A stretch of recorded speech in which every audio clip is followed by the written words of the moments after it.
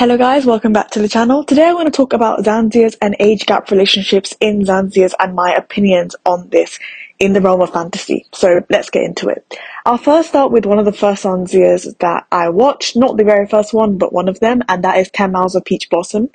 If you watched 10 Miles of Peach Blossom, you would know that Yahua is much younger than Baijan. Technically older, but he was born later and it gets confusing.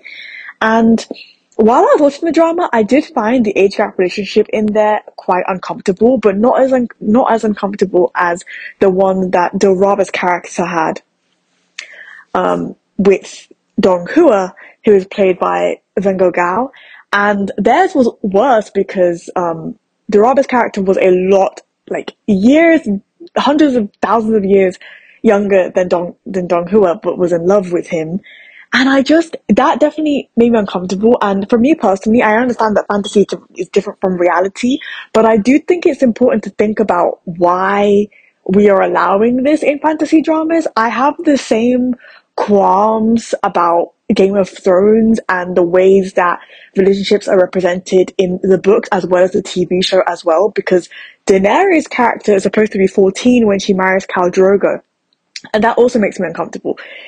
Fantasy can be realistic, but I question why we are seeking that level of realism when it comes to age gap relationships when we're watching Xianxias or we're watching fantasy dramas.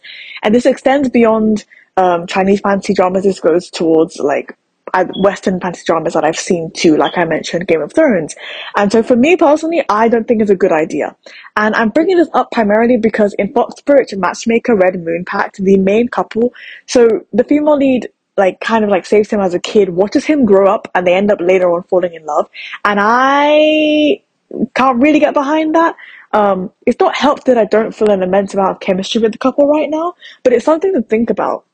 Because as somebody who likes writing stories, if I were to write that particular couple myself, it would have been that Yang Mi's character fell in love with him as a human being, and they're around the same age, right? And it's it was forbidden or something, right? Which is a normal Xianxia plot. And my issue with it as well is the fact that it has every other Xianxia trope aside from that. And so my version of their coupling would just simply add to the tropey nature of this drama that's currently airing. Let me know if you have any thoughts about this. Even if it's not fantasy, if you think fiction in general needs to maybe question why we're including things like that in fiction, let me know in the comments below. And if you like my videos, please like and subscribe. Thank you. Bye.